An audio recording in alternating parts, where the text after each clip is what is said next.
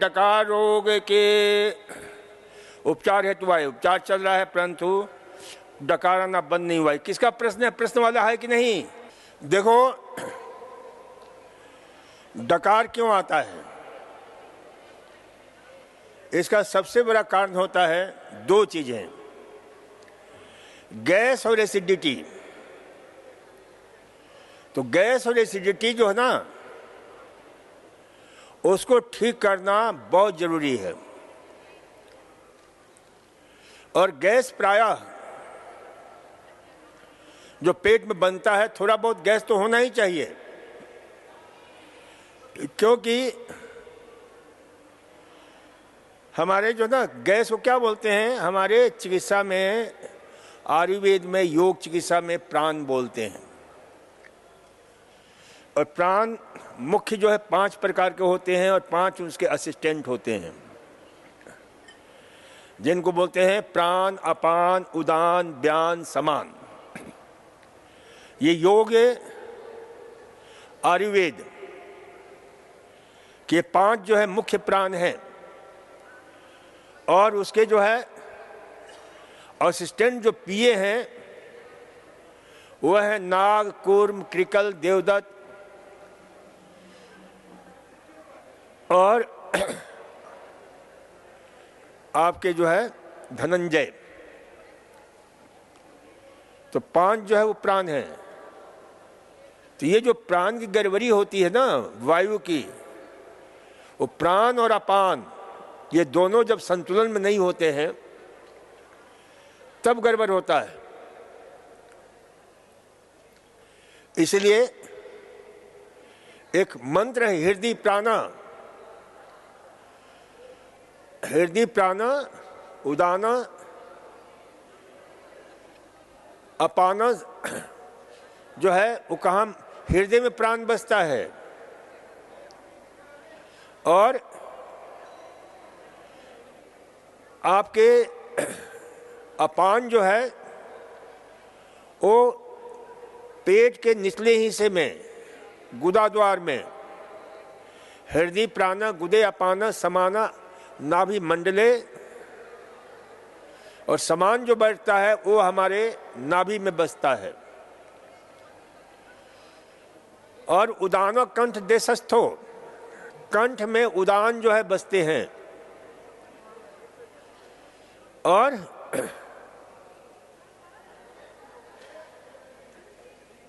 जो धनंजय हैं वो बसते हैं आपके सारे अंगों में, व्यान समारे सारे अंगों में। तो इसलिए जो ना प्राण और उदान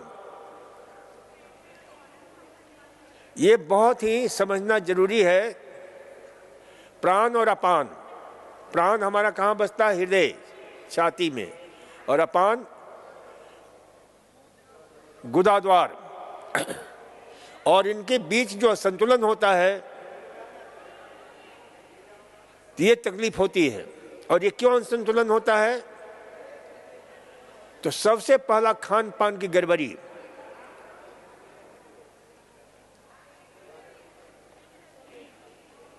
तो खान पान आपका सही होगा, क्योंकि बहुत सारी ऐसी चीजें होती हैं जो गैस बनाती हैं। तो गैस बनाने वाली, जिसके कारण जो है डकार ज्यादा होते हैं, तो गैस बनाने वाले जो आहार हैं उसमें जो है जितनी भी दालें हैं वो गैस बनाने वाले आहार होते हैं। तो जिनको भी गैस बनता है उनको दाल का प्रयोग कम से कम करना चाहिए, नहीं करना चाहिए। और दाल का प्रयोग करें भी तो उसके साथ हरे पत्ते वाली सब्जियां जरूर डालें। उन दाल में सब्जियां कुछ डाल दें, क्योंकि प्रोटीन का मेटाबॉलिज्म सही नहीं होता है। और कुछ कार्बोहाइड्रेट दाल में होते हैं जिनको बोलते हैं ओलिगोसैकेराइड्स, नॉन स्टार्च पॉलीसैकेराइड्स। तो इनको पचाने की जो ना, खास करके 40 साल के बाद पचाने वाला एंजाइम की कमी हो जाती है, तो जिनकी उम्र बढ़ती है उनके पेट में गैस बनता है। इसके अतिरिक्त कुछ सब्जियां भी हैं। किसका प्रश्न था? यह प्रश्न किसका था? एटॉपिक डर्मेटाइटिस, ये प्रश्न वाले हैं। देखो, एटॉपिक डर्मेटाइटिस एक विचित्र प्रकार बीमारी है जो बच्चों में प्राय देखने को मिलती है। 6 साल 7 साल की उम्र में। और एटॉपिक डर्मेटाइटिस का कोई भी, कितने भी भयंकर से भयंकर डर्मेटोलॉजिस्ट हों, उनके पास इसका इलाज नहीं है। बहुत होगा तो स्टेरॉइड युक्त दवाइयां देते हैं, इंजेक्शन लगा देते हैं। लेकिन हमने देखा है, क्योंकि हमारे पास खूब एटॉपिक डर्मेटाइटिस के रोगी आते हैं जिसमें हमारी त्वचा बिल्कुल रुक्ष हो जाती है।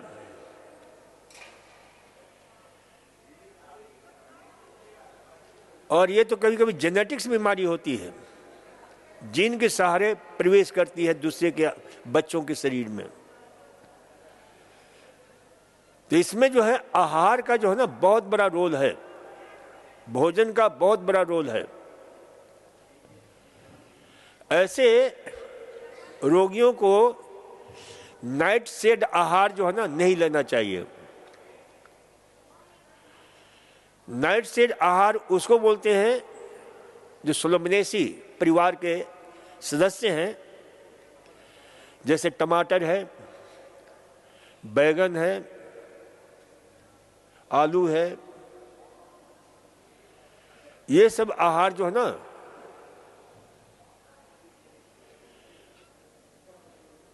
इस रोग में उसको और फ्लेयर और बढ़ा देते हैं। और इसके अतिरिक्त जितनी भी तली भुनी चीजें हैं, चटपटी चीजें हैं, ये हमारे शरीर के अंदर जो है ना भयंकर स्थिति पैदा करती हैं। क्योंकि हमारे शरीर के अंदर कुछ ऐसे महत्वपूर्ण न्यूक्लियर फैक्टर होते हैं, जैसे न्यूक्लियर फैक्टर कापा,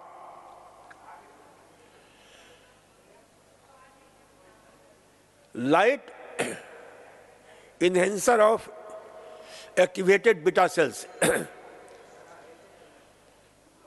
इसको बोलते हैं न्यूक्लियर फैक्टर कापा बीटा। अब ये जो है गलत आहार खाने से साथ ही साथ मेंटली, फिजिकली, इमोशनली हमारा स्ट्रेस होता है, तनाव होता है। तो उसके कारण भी ये गलत दिशा में काम करने लगता है। वैसे ये बहुत जरूरी है, हर एक सेल्स के, हर एक न्यूक्लियस के अंदर ये ऐसे फैक्टर होते हैं NF-κB, जो हमारे सेल्स के सर्वाइवल को, डीएनए के ट्रांसक्रिप्शन, आपके जो है साइटोकाइंस, जो हमारे रोग से लड़ने के सैनिक हैं टी लिम्फोसाइट्स के, उनको ये नियंत्रित करते हैं, हमारी इम्यून सिस्टम को नियंत्रित करते हैं। लेकिन जहां हम इस प्रकार के आहार लेते हैं, इस प्रकार के जो है चाहे वो वायरल हो चाहे बैक्टीरियल हो, इन्फेक्शन होता है, आपके ऑक्सीडेंट वाले, टॉक्सीडेंट वाले आहार लेते हैं। और इसमें हमने कहा प्रोसेस फूड है, बिस्कुट, ब्रेड, जैम, जेली इत्यादि जितने प्रकार के, करीब 150 प्रकार से 200 प्रकार के जो ना ये आहार होते हैं, प्रोसेस फूड, ये सारे जो है हमारे NF-κB को, न्यूक्लियर फैक्टर कपा बीटा को गलत दिशा में जो है एक्टिवेट करते हैं। तो इसको रेगुलेट करने के लिए यदि ये हो गया है तो सबसे बढ़िया रहता है कैटेनॉइड वाले आहार, जिसमें beta carotene, alpha carotene, beta cryptoxanthin, zeaxanthin, xanthophyll, lutein, ये सब वाले आहार जो है। और इस दृष्टि से पहला नंबर में देता हूं गाजर। गाजर का रस पिया करो। समझ में आई? क्या, कौन सा? गाजर, गाजर का रस। और जब भी गाजर का रस पियो तो उसमें गाय का शुद्ध घी 1 चम्मच डाल दिया करो, 1 गिलास में या आधा गिलास। तो उससे क्या होता है कि गाय के घी में भी बहुत से उपयोगी तत्व होते हैं। जैसे उसमें MFMG होता है, जिसको बोलते हैं मिल्क फैट ग्लोबुलस मेम्ब्रेन, MFGB। उसमें लॉरिक एसिड होता है, उसमें जो है स्टीरिक एसिड होता है। बहुत सारे ऐसे तत्व होते हैं जो त्वचा को सही रखने में, और इसको लगाना भी चाहिए घी को। घी और नारियल ये बहुत उपयोगी होता है स्किन डिजीज के लिए। और घी में, सुनो, घी में क्या करना चाहिए कि नीम, जो कि दुनिया का सबसे बेहतरीन एंटी फंगल गुण रखता है अपने अंदर, तो वो जो है, जो आपको चर्म रोग से आजादी प्रदान करता है। इसलिए नीम को, आपके बोटानिकल नाम क्या है? एजडी रचता, आजादी रचता, आजादी को रचने वाला, नियंत्र है। तो ये बहुत अच्छा नाम है। तो ये ध्यान रखा करो कि इस प्रकार से जो ना नीम के पत्ते का उपयोग, नीम के पत्ते को गाय के घी में अच्छी तरह से भून लो खूब, और बारीक पीसो।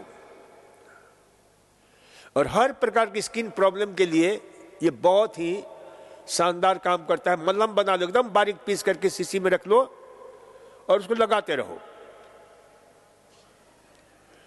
तो ये जो है, और खाने में मैंने कहा गाजर का रस है, पालक का रस है। और गाजर हर प्रकार के, चाहे वो लाल रंग का गाजर हो, चाहे पीले रंग का गाजर हो, और चाहे नारंगी रंग का गाजर हो, तो इसमें बीटा कैरोटीन, अल्फा कैरोटीन, ये सारे कैटेनॉइड ग्रुप के जो है ना, जो अंदर की इन्फ्लामेशन को दूर करते हैं। ये जो कापा बीटा, जो आपके न्यूक्लियर फैक्टर कापा बीटा जो गलत दिशा में काम करने लगा है, उसको नियंत्रित करते हैं। और जो जो शरीर के अंदर इन्फ्लामेशन को बढ़ाने वाले आपके साइटोकाइंस, और एक और बहुत ही खतरनाक प्रोस्टोग्लैंडिन E2, उसको ये नियंत्रित करते हैं। और उसके नियंत्रण से इन्फ्लामेशन दूर होता है। इतना ही नहीं, बल्कि यह हमारे शरीर के अंदर जा करके एक बहुत ही इंपॉर्टेंट, जो शरीर को स्वस्थ रखने वाला, हर प्रकार के इन्फ्लामेशन को दूर करने वाला, चाहे कैंसर हो, चाहे एटॉपिक डर्मेटाइटिस हो, किसी प्रकार का, एक विशेष प्रकार का न्यूक्लियर फैक्टर एरिथ्रोइड सेकेंड, जो फैक्टर 2 पाथवे से जुड़ा हुआ है उसको एक्टिवेट करता है, और उसके एक्टिवेशन से शरीर के अंदर इतनी सृजनात्मक, इतना अद्भुत परिणाम आता है हमारे हर रोग के लिए। जो आपके फेज सेकंड एंजाइम सिस्टम तथा एंटीऑक्सीडेंट को निर्माण करता है, एंटीऑक्सीडेंट वाले कई ऐसे एंजाइम पैदा करता है जो कमाल का शरीर पर प्रभाव डालते हैं। वो एंजाइम है जीएसटी, ग्लूथियोन एस ट्रांसफरेस। साथ ही जो है यूजीसीटी, यूडीपी, ग्लूको क्यूरोसाइन ट्रांसफेरेस, आपके एनएटी, एन एसिटाइल ट्रांसफेरेस, और एसटी सल्फो ट्रांसफेरेस। ये ऐसे महान एंटीऑक्सीडेंट हैं जिनकी संवर्धन हमारे शरीर में बढ़ जाता है, जो हर प्रकार के इन्फ्लामेशन को, या दर्द को, सूजन को, आपके क्या नाम है, स्किन डिजीज को, यहां तक कि कैंसर को, यहां तक कि जो है हृदय रोग को, यहां तक कि डायबिटीज को, इन सब को नियंत्रित करता है। ये रिसर्च है, एपिडेमियोलॉजिक स्टडी हुआ है पूरे विश्व में, उसका निचोड़ मैं बता रहा हूं।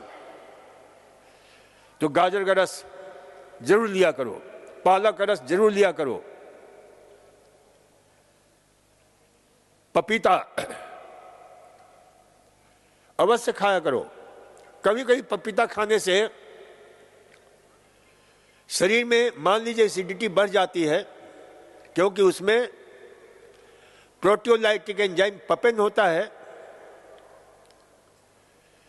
जो कुछ लोगों को खाली पेट खाते हैं तो गड़बड़ करता है, तो उनको खाने के बाद थोड़ा लेना चाहिए, खाने के बाद लेना चाहिए, तो गड़बड़ नहीं करेगा। तो इस प्रकार से हम देखते हैं जितने भी लाल, पीले, हरे, नीले रंग के साग सब्जियां हैं, और सबसे बढ़िया हरे वाली जौ के पत्ते का रस पिया करो। ये बहुत ही कमाल का काम करता है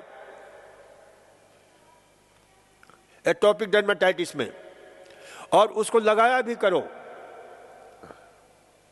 देखो यहां बहुत सारे कैंसर के रोगी आते हैं, उनको हम गेहूं के पत्ते का रस, जौ के पत्ते के रस की ड्रेसिंग कराते हैं, और वो घाव सूखने लग जाता है,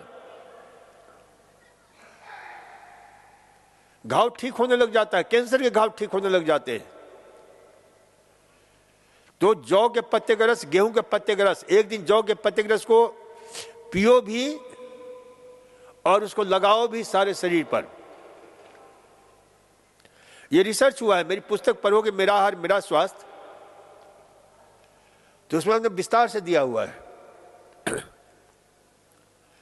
इसी प्रकार से एटोपिक डर्मेटाइटिस में उपवास भी बहुत कमाल का काम करेगा। कम से कम महीने में 58 घंटे का उपवास करो, 58 आवर्स, क्योंकि उस 58 आवर्स के उपवास करने से शरीर के अंदर कुछ ऐसे तत्वों का निर्माण होता है जो विशेष रूप से Okinawa institute of science and technology, graduate university, Japan के उसके सेल्स डिपार्टमेंट ने इस पर काफी खोज किया है, रिसर्च किया है कि ऐसे मेटाबोलाइट्स का निर्माण होता है उपवास से, जो हर प्रकार के इस प्रकार कठिन रोग जो होते हैं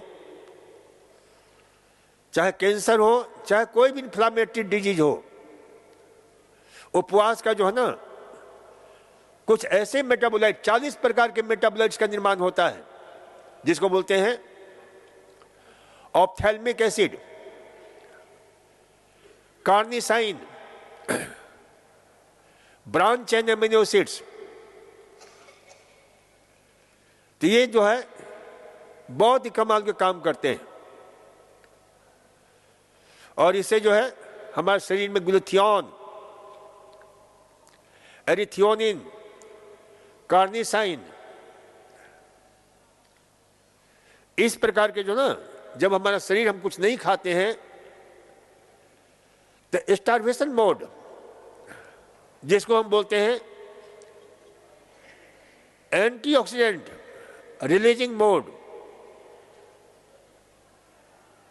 पर पहुंच जाता है, और इस प्रकार से शरीर के अंदर कई ऐसी प्रक्रियाएं शुरू हो जाती हैं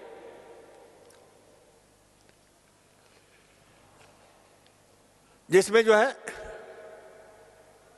आगे पेंटोन फॉस्फेट पाथवे शुरू हो जाता है उपवास करने से। आपके साइट्रस से साइकिल शुरू हो जाता है, क्योंकि शरीर ऊर्जा प्राप्त करने के लिए बहुत सारी व्यवस्था करता है, शरीर के अंदर वैकल्पिक व्यवस्था करता है। उस अवस्था में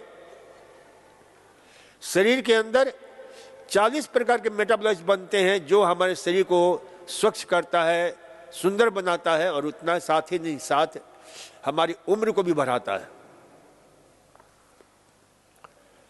तो ये ध्यान रखना कि भाई कुछ दिन उपवास, कितने घंटा? 58 घंटे। कब कब होगा? जैसे आज हमने उपवास किया, कल शाम को हमने खाया, तो कितना हो गया है? 36 घंटा। और फिर दूसरे दिन किया, 36 और 12 कितना हो गया? 48। दूसरे दिन शाम को खा लो, 58 घंटे के आसपास हो जाएगा, 58 घंटे से ज्यादा ही हो जाएगा। आज उपवास किया और कल शाम को। तो ये जितने जो हमने बताया कि 40 प्रकार के जो मेटाबोलाइट्स बनते हैं, ये 58 आवर्स के उपवास का परिणाम है, जिस पर जो ना रिसर्च हुआ है।